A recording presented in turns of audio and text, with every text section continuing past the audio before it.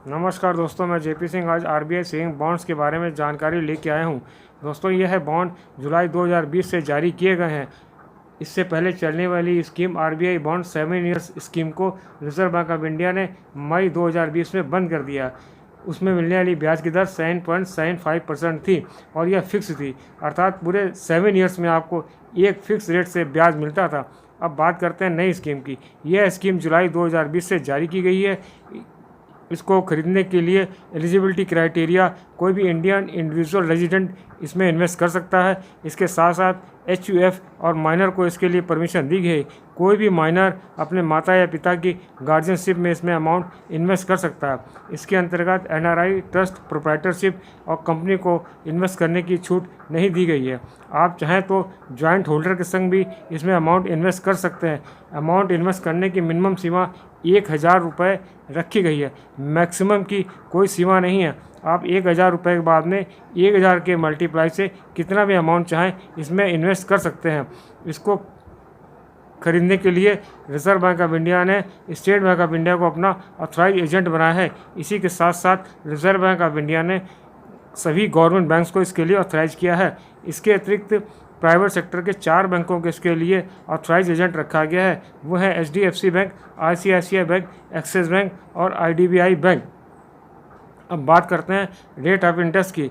इसमें मिलने वाला ब्याज वर्तमान में 7.15% रखा गया है। इसको इस बार एनएससी से लिंक किया गया, नेशनल सेविंग सर्टिफिकेट से लिंक किया गया है। उसमें मिलने वाले ब्याज की दर में 0.35% जोड़ के इसका ब्याज निकाला जाएगा। यह रेट ऑफ इंटरेस्ट वेरिएबल है। इसको रिजर्व बैंक के द्वारा हर 6 महीने में रिव्यू किया जाएगा। यह कुछ कम और ज़्यादा भी हो सकता है। अगर एनएससी का रेट नहीं बदलेगा तो यह भी सेम रहेगा।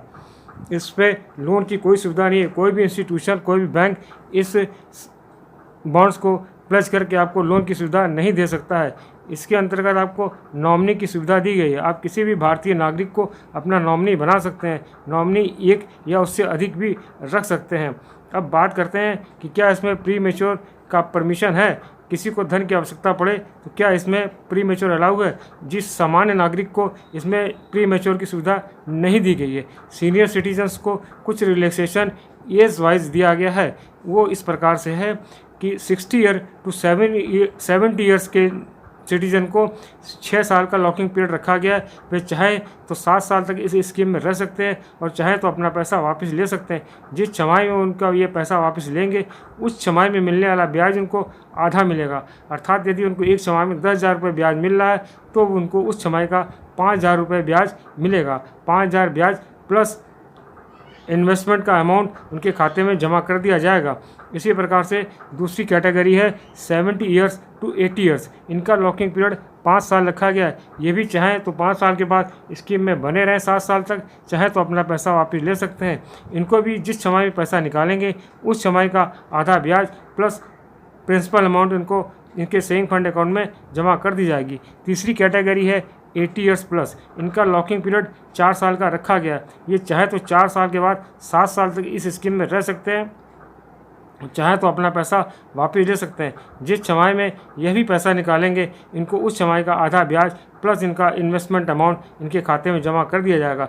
इसमें मिलने वाला ब्याज की जो डेट रखी गई है 2 हाफ ईयर हैं, जून और 31 दिसंबर, अर्थात 30 जून या 1 जुलाई को इसका ब्याज आपके सेविंग फंड अकाउंट में डायरेक्ट क्रेडिट कर दिया जाएगा। इसी प्रकार से दूसरी छमाही का 31 दिसंबर या 1 जनवरी को ब्याज आपके सेविंग फंड अकाउंट में डायरेक्ट जमा कर दिया जाएगा।